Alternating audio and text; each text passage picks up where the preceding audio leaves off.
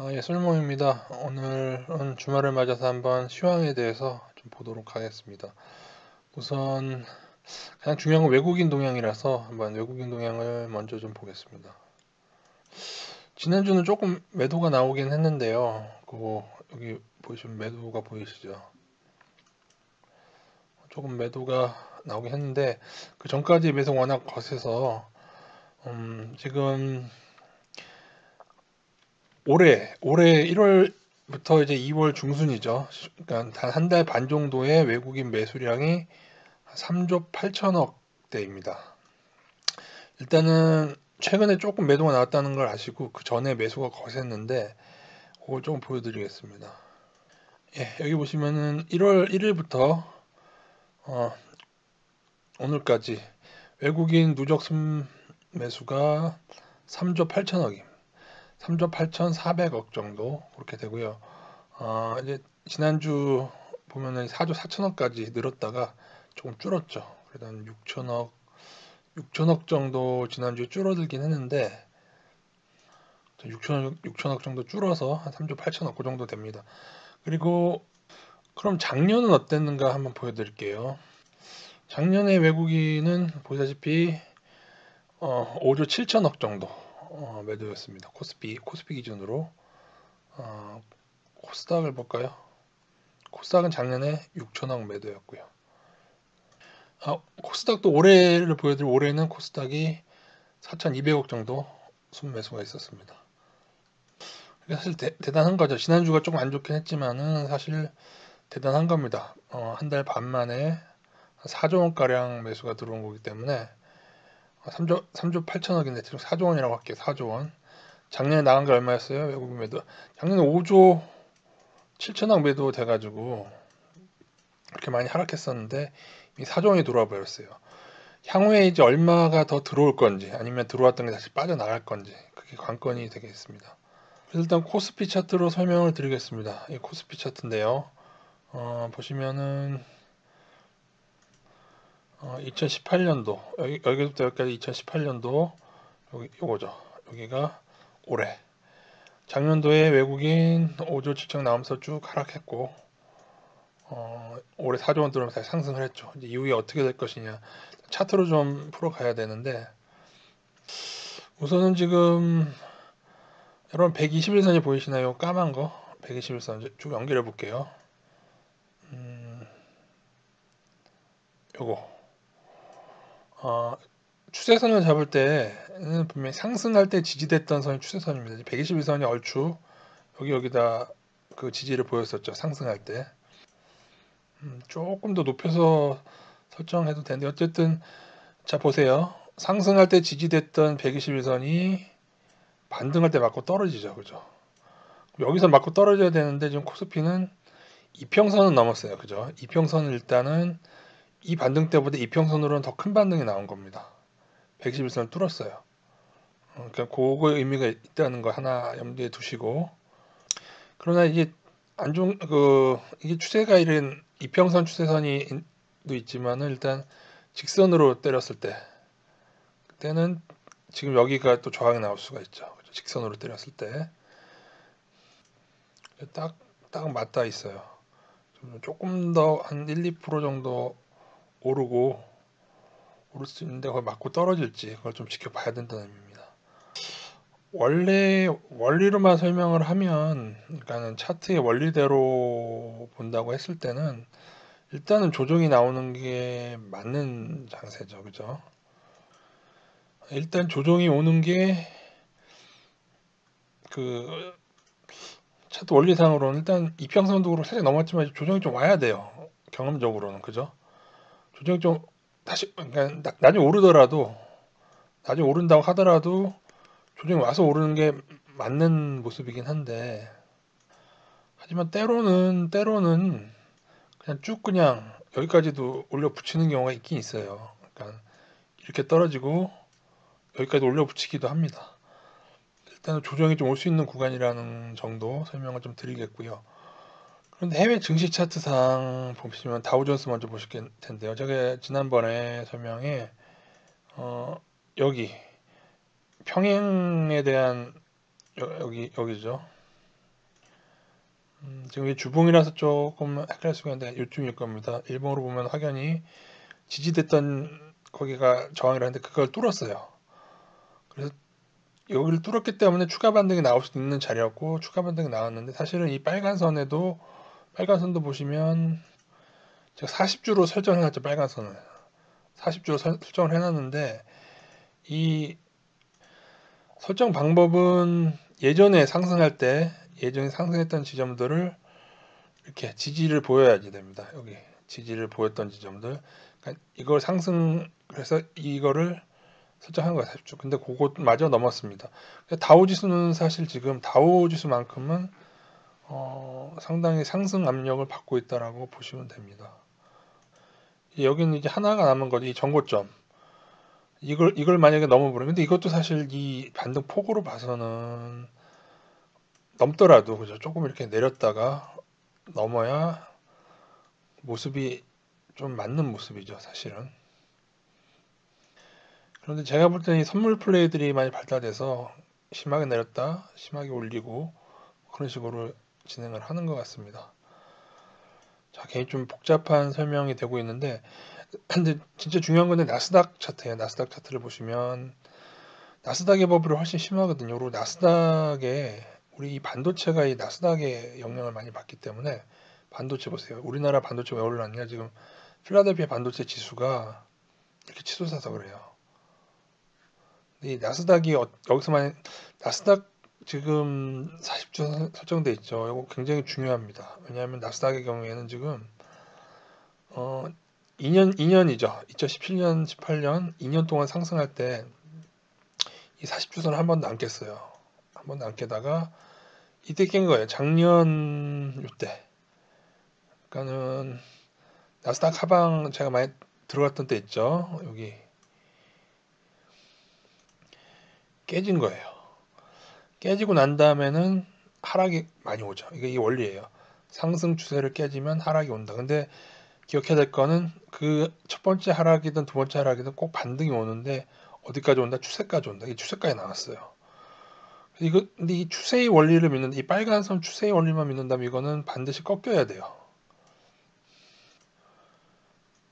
이렇게 되는 게 일반적이에요. 이 하락전환하게 돼 있으면 여기서 꺾이고 다시 또 오르겠죠. 그리고 또 꺾이고 이런 식으로. 자, 하락전환하기로 되어 있다고 치면은 한번 보여드릴게요. 내려가겠죠. 반드시 또 오겠죠. 이게 작을 수도 있습니다. 그리고 뭐 바로 이렇게 갈 수도 있고 한번 더 튀길 수도 있죠. 더 튀기고 그 다음에 이렇게 이게 바로 하락 전환하는 거예요. 하락 전환하기로 된다면 이 빨간 선을 못 넘고 맞으면서 이렇게 떨어져요. 하락 전환하기로 됐다면 요거 하나 봐두시고요. 아니면은 그대로 더 올라 버릴 수도 있어요. 전고점까지. 그 후에 일단 추세를 넘었기 때문에 그 이후에 이렇게 상승턴 하게 될 수 있어요. 그럴 경우에는 버블이 진행돼서 1만선은 가는 거죠. 이렇게 될 수도 있고, 근데 오르더라도 사실 조정이 좀 나와야 되는 시점이죠.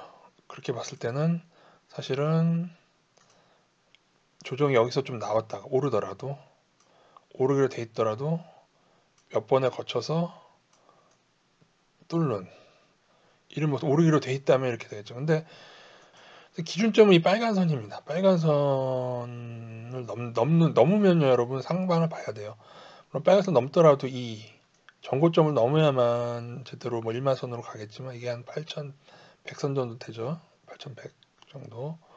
하지만 어쨌든 여기서 어디로 가느냐의 기점은 제가 볼 때 이 40주선에 있다. 그거로 나스닥은 대응하면 됩니다. 하방을 칠지 상방을 칠지. 제가 볼 때 이 빨간 선 못 넘으면 여러분 그 미국 증시 투자하시는 분들 다 빼셔야 돼요. 제가 볼 때는. 그런데 지금 하방으로 생각하기에는 다우지수가 좀 괜찮고 그리고 국내 증시에 또 외국인이 너무 많이 들어. 외국인들은 나스닥이 폭락할 건데 우리나라에 4조 원 들어온다? 그렇게는 안 되거든요. 단 앞으로 또 막 나갈 수가 있겠죠. 1조 원씩 나가게 되면 그래서 외인 동향과 이 나스닥 차트가 매우 중요한 시점입니다. 상해 지수를 좀 볼게요. 상해 지수는 일봉 먼저 볼까요? 일봉을 보게 되면은 일단은 좀 딱 떨어지죠.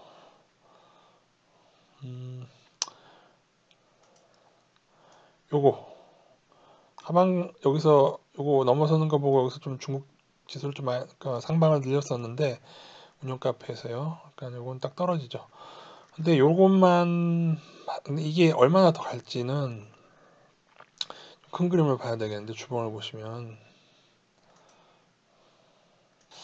요것도 40주보다 조금 내려와야 되죠. 그러니까 좀 맞춤되는 대략 설명도 이렇게 빨간 선보다 조금 낮게 여기서 조금 낮게 이평선을 잡았을 때 이렇게 되면은 여기 근데 어때 이것도 이걸 넘어야 돼요. 이 빨간 선 부분을 요거 설정하면 되는데 요거는 설정할 수가 있습니다. 그러니까는 추세선은 설정할 줄 알아야 돼요. 여러분이 이제 차트에 대해서 이제 오래 하시다 보면 추세선을 설정을 할 줄 알죠. 50주선으로 설정을 해볼게요.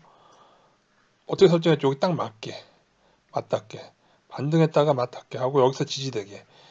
자, 부터 추세 설정은 저항선이 된 거랑 지지선이 된 거랑 맞아야 되는 희한하죠, 그죠? 여기에 저항선이 됐던 그 선이 여기 지지선이 됐어요. 그리고 그걸 깼을 때 급락이 왔어요. 근데 지금 아직 못 넘었다는 점을 제가 말씀드리고 싶은 거예요. 아직 이 큰 그림 상에서 본격 상승 구간은 안 되고 여기서 더 반등이 나올 수 있겠죠. 어디까지 빨간 선까지 이 50주선까지 반등이 나올 수 있는데 나왔을 때 맞고 떨어질 거냐 위에 오를 거냐의 문제입니다. 지금 많이 떨어졌기 때문에 잘만 필 받으면 크게 오를 수도 있는 구간이긴 한데요. 일단은 경험적으로는 반등이 좀 더 나올 수 있겠죠. 뭐 한번 눌리더라도 그치? 단기적으로는 꽤 올랐어요 지금요. 하도 많이 떨어져서 단기적으로 꽤 오르는데 조금 눌리더라도 좀 더 갈 수 있어 보이는 구간이긴 합니다. 근데 그 나스닥이 근데 무너지면 안 될 거고요. 다시 일본으로 가볼게요. 이건 큰 그림 주봉이고 이건 주봉 2015년부터 쭉 보인 상의 종합이고요. 좀 단기로 일봉으로 가보면 아까 말한 요거죠. 예. 지금 여기서도 꽤 오른 거예요, 여러분. 10% 그 많이 안 오르 10% 정도 그죠? 10% 네, 10% 정도 올랐네요. 10% 정도 올랐는데 지수 10% 올랐어요. 그 10% 오르고 조정이 온 후에 좀 더 반등하고 아까 그 빨간 선 지금 여기는 아니에요. 지금 이거는 일봉이기 때문에 아니고 아까 그 50주선이 아마 이쯤으로 지나가고 있을 겁니다. 거기까지 맞고 이게 50주선 쭉 내려오죠. 그 네, 설명드려 볼게요. 요거 여러분 이해하실지 모르겠는데 50주선이 여기 어딘가로 이렇게 쭉 오고 있겠죠. 이쯤에 이렇게 그럴 때 이게 어떻게 되냐면은 올랐다가 조정 오다가 오르더라도 조정이 와야겠죠. 제가 가장 가능성이 높은 걸 말씀드린 거예요. 더 오르기로 했다 쳐요.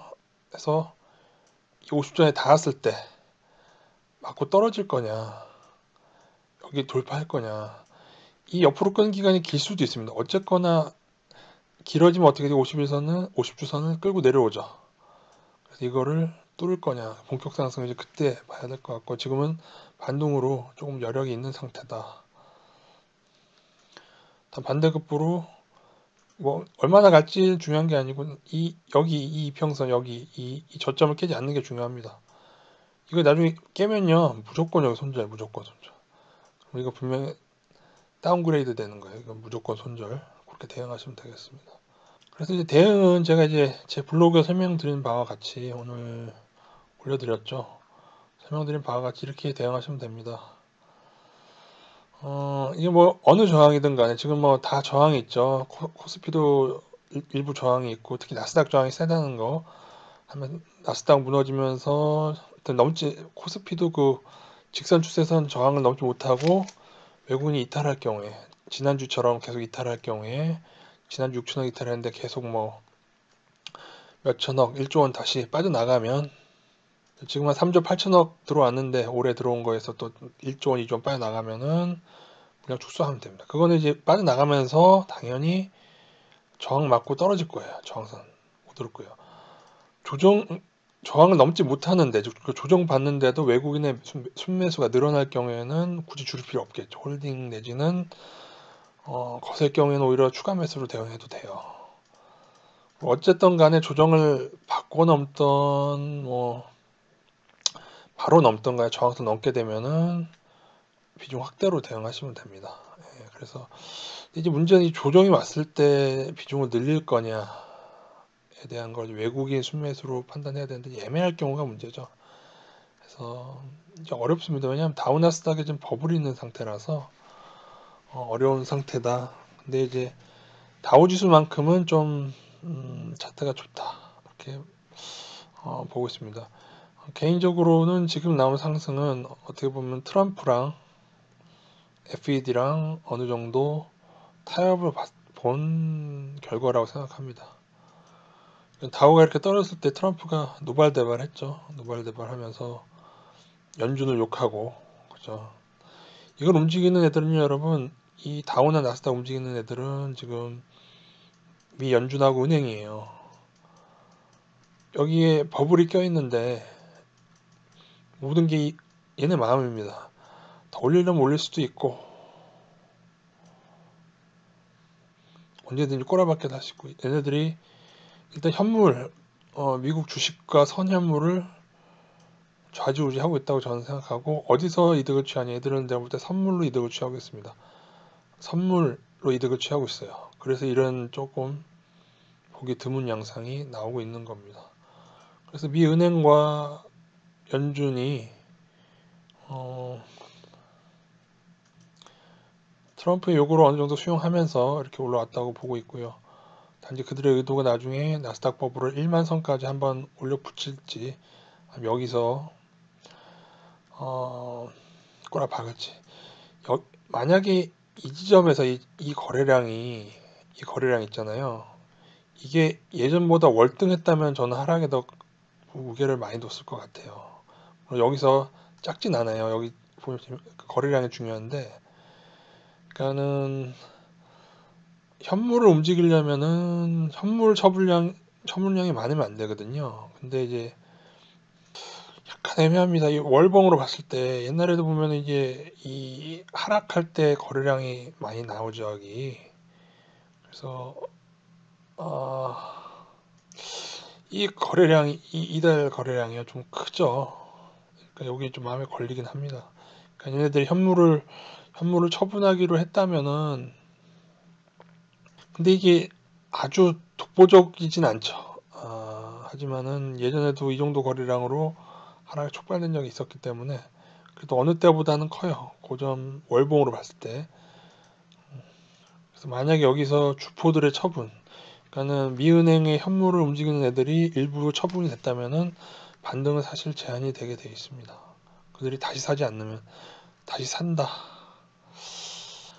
그럼 사실 또 더 많은 거래량이 또 다시 나오겠죠. 거래량은 조금 애매하다 정도로 하는데, 여러분 여기를 보십시오. 2000년 닷컴 버블 때로 한번 가서 이걸 보면 좀 이해가 되실 거예요. 보세요. 요거 설명대로 맞추면 좀 이해가 되실 거네요. 요 닷컴 버블 때 제가 설명드리고 싶은 거는, 그때는 이게 이선이 아니었고 추세가 이렇게 되겠죠. 추세가 이렇게 되겠죠. 그죠? 보이시죠? 추세선 깨고 반등 한 번, 두 번, 반등의 소식 하나, 둘, 셋 나오고 하락 전환됐죠. 이렇게 전환된다는 거. 그래서 사실 나스닥 차트만으로 보면 지금 상당히 조심을 해야 되는 겁니다. 그러니까 이게 물론 지금이 여기가 아니고 여기일 수도 있긴 해요. 여기는 이러다가 넘었으니까. 근데 어쨌든 뭐 나중에 한번 다시 설명드리겠습니다. 어쨌든 하락 전환할 때 떨어지다가 반등이 온 다음에 떨어진 거 못 나오면 굉장히 조심하셔야 됩니다. 이상 마치겠습니다. 나의 시간을 되돌릴 수 있다면 난 어디로 돌아갈까? 그대를 처음 만난 날, 아니 모두 나를 사랑하던 날 꿈의 시